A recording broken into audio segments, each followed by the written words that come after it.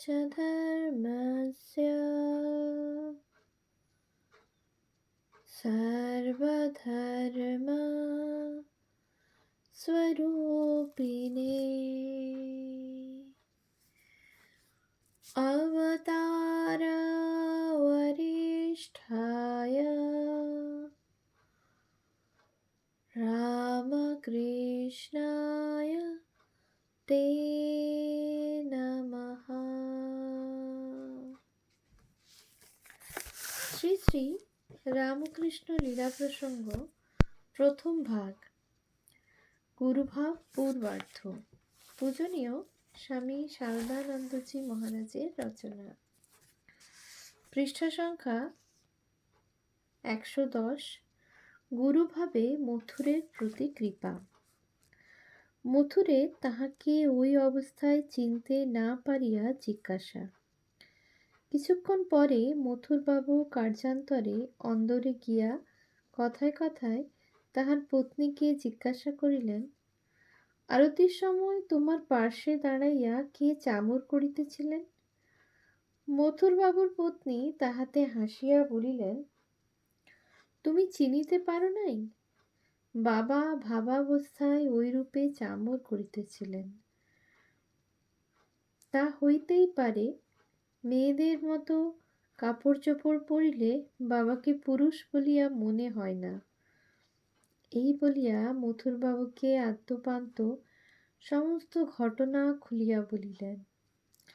মথুরবাবু একেবারে অবাক হইয়া বলিলেন, তাই তো বলি, সামান্য বিষয়েও না ধরা দিলে বাবাকে চেনে কার সাধ্য? দেখো না, 24 ঘন্টা দেখে ও একত্র থেকেও আজ তাকে চিনতে পারলুম না। বিজয়া দশমী। সপ্তমী, অষ্টমী ও নবমী পরম আনন্দে কাটিয়া গিয়াছে। আজ বিজয়া দশমীর প্রাতঃকাল। পুরোহিত তাড়াতাড়ি শ্রী শ্রী জগদম্বার সংক্ষেপ পূজা সারিয়া লইতেছে, কারণ নির্দিষ্ট সময়ের মধ্যে দর্পণ বিসর্জন করিতে হইবে। পরে সন্ধ্যার পর প্রতিমা বিসর্জন।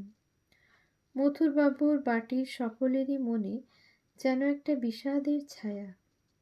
কিসের যেন একটা অব্যক্ত অপরিস্ফুট অভাব, যেন একটা হৃদয়ের অতি প্রিয় বস্তু বা ব্যক্তির সহিত অপরিহার্য আশু বিচ্ছেদ আশঙ্কা। পৃথিবীর অতি বিশুদ্ধ আনন্দের পশ্চাতেও এইরূপ একটা বিষাদ ছায়া সর্বদা সংলগ্ন আছে। এই নিয়মের বশেই বোধহয় অতি বড় ঈশ্বর প্রেমিকের জীবনেও সময়ে সময়ে অসহ্য ঈশ্বর বিরহের সন্তাপ আসিয়া উপস্থিত হয়। আর কঠিন মানব, আমাদের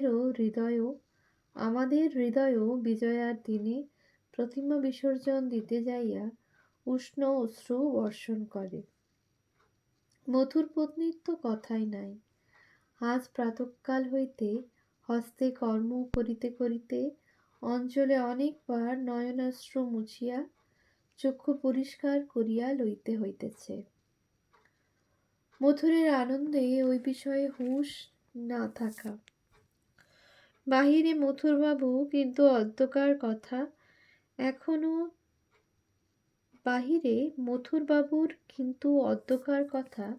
এখনো ধারণা হয় নাই। তিনি পূর্ববতই আনন্দে উৎফুল্ল।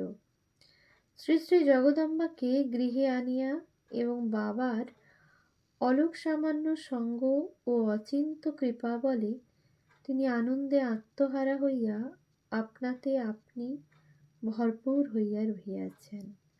বাহিরে কি হইবে না হইবে তাহা এখন খোঁজে কে? খুঁজিবার আবশ্যকই বা কি? মাকে ও বাবাকে লইয়া এই রূপেই দিন কাটিবে। এমন সময় পুরোহিতের নিকট হইতে সংবাদ আসিল, এইবার মার বিসর্জন হইবে, বাবুকে নিচে আসিয়া মাকে প্রণাম বন্দনাদি করিয়া যাইতে বলো। দেবী মূর্তি বিসর্জন দিবে না বলিয়া মথুরের সংকল্প। কথাটা মথুরবাবু প্রথম বুঝিতেই পারিলেন না। পুনরায় জিজ্ঞাসা করিয়া যখন বুঝিতে পারিলেন, তখন তাহার হুঁশ হইল আজ বিজয়া দশমী। আর সেই জ্ঞানের সঙ্গে সঙ্গে হৃদয়ে এক বিষম আঘাত পাইলেন। শোকে দুঃখে পূর্ণ হইয়া ভাবিতে লাগিলেন, আজ মাকে বিসর্জন দিতে হইবে কেন? বাবা ও মার কৃপায় আমার তো কিছুরই অভাব নাই। মনের আনন্দের যেটুকু অভাব ছিল, তাহা তো বাড়িতে মার শুভাগমনে পূর্ণ হইয়াছে। তবে আবার কেন মাকে বিসর্জন দিয়া বিষাদ ডাকিয়া আনি? না, এই আনন্দের হাট আমি ভাঙিতে পারিব না। মার বিসর্জন মনে হইলেও যেন প্রাণ কেমন করিয়া ওঠে। এরূপ নানা কথা ভাবিতে ও অশ্রু বিসর্জন করিতে লাগিলেন। এদিকে সময় উত্তীর্ণ হয়, পুরোহিত লোকের উপর লোক পাঠাইতেছেন। বাবু একবার আসিয়া দাঁড়ান, মার বিসর্জন হইবে। মথুর বিষম বিরক্ত হইয়া বলিয়া পাঠাইলেন, আমি মাকে বিসর্জন দিতে দিব না। যেমন পূজা হইতেছে তেমনই পূজা হইবে। আমার অনভিমতে যদি কেহ বিসর্জন দেয় তো বিষম বিভ্রাট হইবে, খুনোখুনি পর্যন্ত হইতে পারে।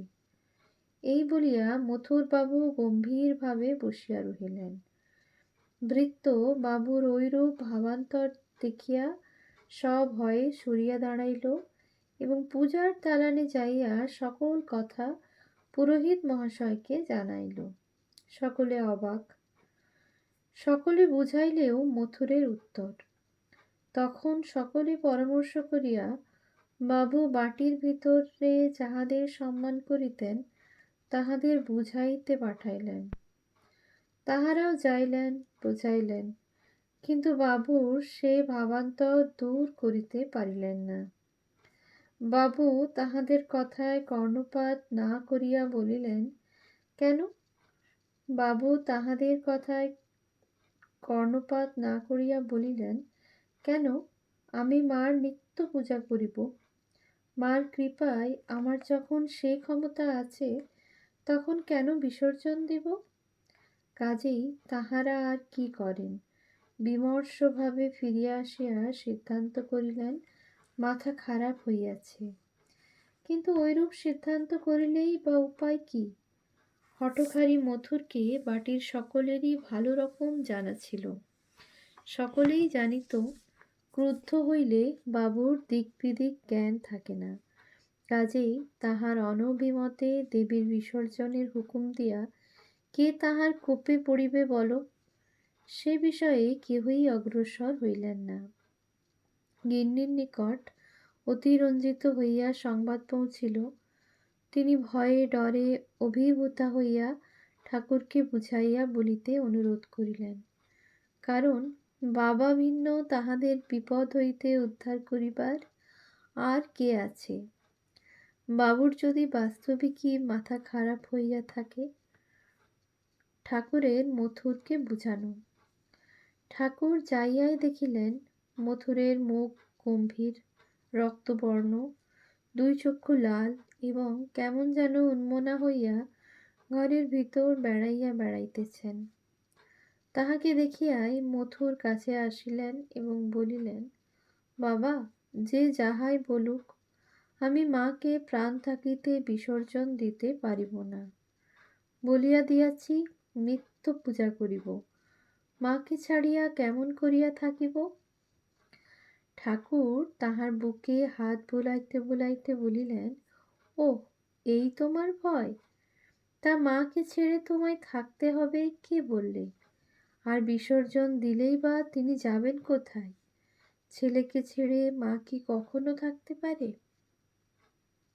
3 দিন বাইরে দালানে বসে তোমার পূজা নিয়েছেন।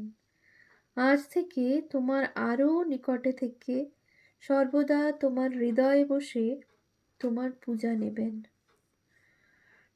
ঠাকুরের কথা ও স্পর্শের অদ্ভুত শক্তি। কি এক অদ্ভুত মোহিনী শক্তি যে ঠাকুরের স্পর্শে ও কথায় ছিল, তাহা বলিয়া বোঝানো কঠিন। দেখা গিয়াছে অনেক সময় লোকে আসিয়া তাহার সহিত কোনো বিষয়ে বিরুদ্ধ মত অবলম্বন করিয়া খুব তর্ক করিতেছে, তাহার সিদ্ধান্ত কিছুতেই লইতেছে না। ঠাকুর তখন কৌশলে কোনরূপে তাহার অঙ্গ স্পর্শ করিয়া দিতেন, আর অমনি তখন হইতে তাহার মনের স্রোত যেন ফিরিয়া যাইত এবং ওই ব্যক্তি কথাটা গুটাইত। ঠাকুরের কথা বা সিদ্ধান্ত সম্পূর্ণ মানিয়া লইয়া ওই বিষয়ে তিনি আমাদের কাহারো কাহারো নিকট বলিয়াছেনও, কথা কইতে কইতে অমন করে ছুঁয়ে দিই কেন জানিস? যেই শক্তিতে ওদের অমন গোঁটা থাকে সেইটের জোর কমে গিয়ে ঠিক ঠিক সত্য বুঝতে পারবে বলে।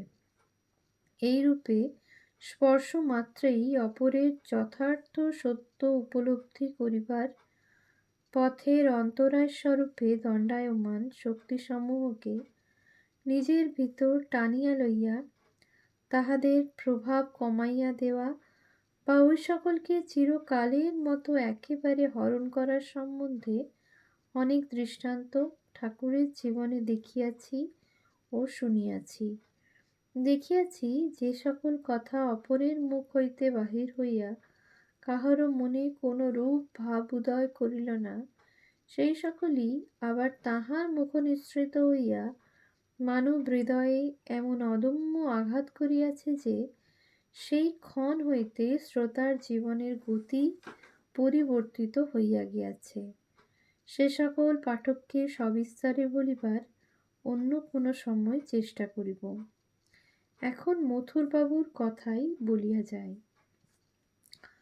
মথুর প্রকৃতিস্থ কি রূপে হইয়াছিল? ঠাকুরের কথায় ও স্পর্শে মথুর ক্রমে প্রকৃতিস্থ হইলেন।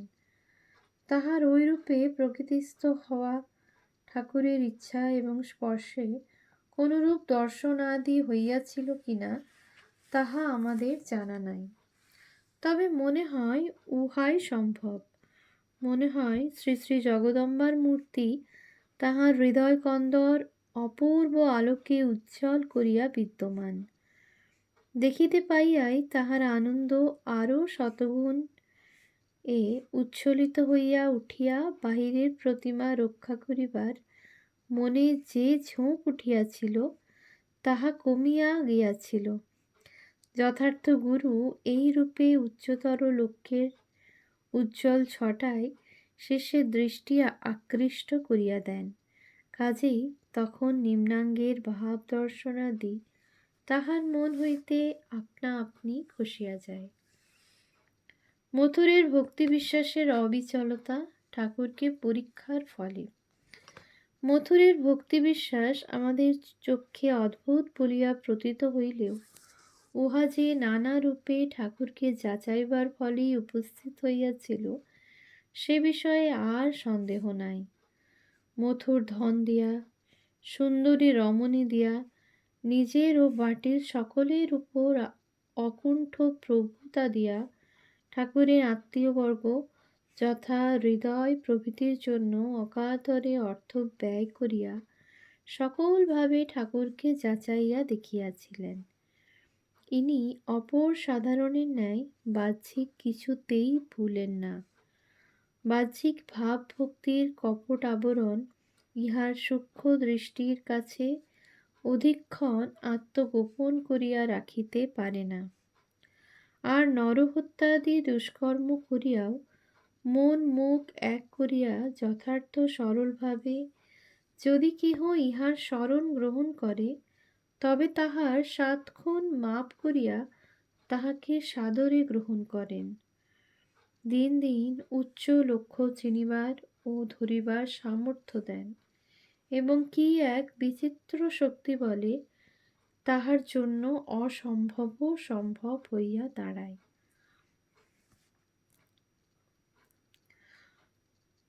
ওম শান্তি শান্তি শান্তি। হরি ওম তৎসৎ। শ্রীরামকৃষ্ণ